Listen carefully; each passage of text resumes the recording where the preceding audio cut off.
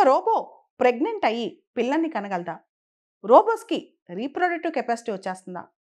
ఇది చాలా దూరంలో లేదు. మనం చూసే భవిష్యత్తులోనే ఇది జరగబోతుందంట. సాధారణంగా ప్రకృతి సహజంగా స్త్రీలు కదా గర్భం దాల్చాల్సింది. కానీ రోబోటిక్స్‌కి ఈ పవర్ వచ్చేస్తుంది.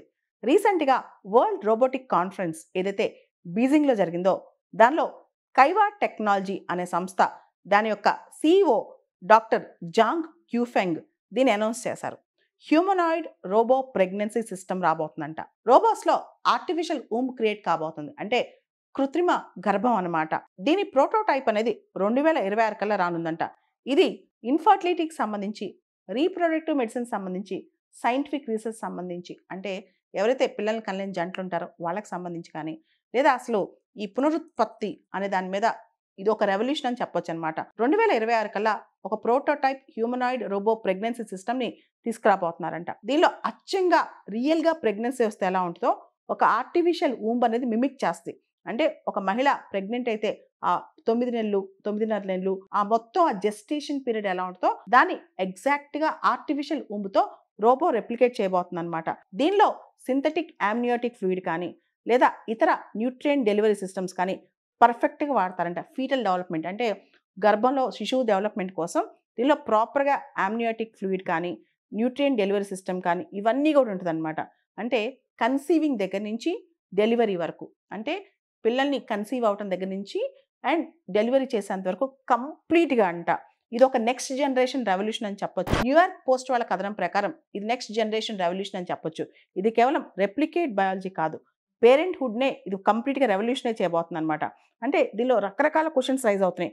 కానీ కంప్లీట్ ప్రెగ్నెన్సీ పీరియడ్ ఒక హ్యూమనాయిడ్ రోబో ప్రెగ్నెన్సీ సిస్టమ్‌లో ఆర్టిఫిషియల్ ఊమ్‌ని క్రియేట్ చేసి అంటే కృత్రిమ గర్భాన్ని క్రియేట్ చేసి హ్యూమన్ యూట్రస్ ఎలా ఉంటుందో దాన్ని రెప్లికేట్ చేసి దానిలో బిడ్డని పెంచి ఆ గర్భంలో కావాల్సిన న్యూట్రియంట్స్ కావచ్చు, ఆక్సిజన్ కావచ్చు, టెంపరేచర్ రెగ్యులేషన్ కావచ్చు.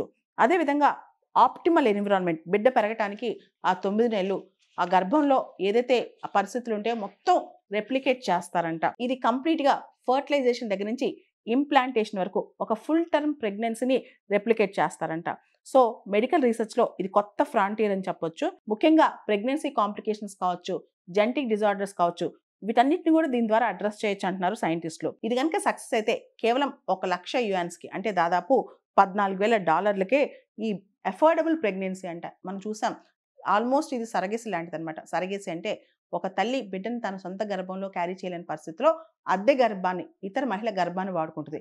ఆ మహిళ కాకుండా ఇక్కడ రోబో గర్భాన్ని వాడుకోవచ్చనమాట. అంటే ఒక ఆడపిల్ల మదర్ అవ్వాలనుకున్నప్పుడు కాలేని పరిస్థితుల్లో లేదా ఎమోషనల్‌గా గానీ ఏదైనా ట్రామా ఉన్న పరిస్థితిలో కూడా అలాంటి పరిస్థితిలో ఈ హ్యూమనాయిడ్ రోబో ప్రెగ్నెన్సీ సిస్టమ్ ద్వారా ఒక కృత్రిమ గర్భాన్ని క్రియేట్ చేసుకొని మన బిడ్డని మనం కనొచ్చనమాట. దాని ద్వారా అనమాట.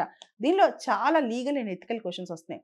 అసలు ఇలా జరిగితే ఎంత ప్రమాదకరం? రేపొద్దున రోబోస్ కుప్పలు తెప్పలుగా ఇలా పిల్లల్ని కంటే పరిస్థితి ఏంటి? భవిష్యత్ అంతా ఎలా ఉంటది? రేపు ఆ పిల్లల యొక్క లీగల్ రైట్స్ ఏంటి? పేరెంట్స్ యొక్క లీగల్ రైట్స్ ఏంటి? ఇవన్నీ కూడా క్వెషన్స్ అనమాట. సైన్స్ మరింత అడ్వాన్స్ అయితే ఏదైతే సహజ సిద్ధంగా తల్లి గర్భం లేదా ఒక మనిషి గర్భంలో పుట్టాల్సిన పిల్లవాడో పిల్లో రోబో కడుపులో పుడితే రేపు వాళ్ళ భవిష్యత్తు ఏంటి? వాళ్ళ ఆలోచన విధానం ఎలా ఉంటది? అసలు ఇంత బ్రేక్ త్రూ సైన్స్‌లో రావటం అవసరమా? ఇదంతా ఎటువంటి కాంప్లికేషన్స్ దారితీస్తాయి? ఇంత విచ్చలవిడి టెక్నాలజీ అవసరమా అని చెప్పి చాలామంది ప్రశ్నిస్తున్నారనమాట. ఎంత చేసినా తల్లి అంటే ఆ 9 మాసాలు ఆ గర్భంతో తల్లి పెంచుకున్న అనుబంధం కావచ్చు, లేదా కడుపులో ఉన్న బిడ్డ కదలికలు వింటూ ఆ తల్లి ఫీల్ అయ్యే ఆ ఎక్స్‌పీరియన్స్ కానీ, అమ్మతనం కానీ ఇవన్నీ తిరిగొస్తాయా? ఇవన్నీ తెచ్చుకోగలమా? ఇదే పెద్ద క్వెషన్ అనమాట. రేపు వర్కింగ్ మదర్స్ చాలామంది ఉంటారు. మాకు టైం లేదు పిల్లల్ని కంటానికి అని చెప్పి రోబో గర్భాన్ని అద్దెకు తీసుకుంటారు. ఇది ఎంత మాత్రం కరెక్టు? ఎంత మాత్రం మేలు చేస్తది? సమాజంలో ఎటువంటి పరిస్థితులు దారితీస్తుందని చెప్పి చాలామంది ప్రశ్నిస్తున్నారనమాట. ముఖ్యంగా ఇది ఎవరైతే ఇన్‌ఫర్టిలిటీతో ఉంటారో, సంతానలేమితో ఉంటారో వాళ్ళకి ఇది ఖచ్చితంగా సపోర్ట్ అవుద్ది. కానీ ఇక్కడ మనం ఒకటి అబ్జర్వ్ చేస్తే గనక ఒక హ్యూమనాయిడ్ రోబో ప్రెగ్నెన్సీ సిస్టమ్‌లో ఆ అద్దె గర్భంలో కంట్రోల్డ్ కండిషన్స్‌లో పుట్టిన పిల్లలు నిజంగా ఎఫెక్టివ్‌గా పుట్టగలరా? పుట్టినా వాళ్ళకి భవిష్యత్తులో వాళ్ళకొచ్చే సమస్యలేంటి? ఆరోగ్య సమస్యలేంటి?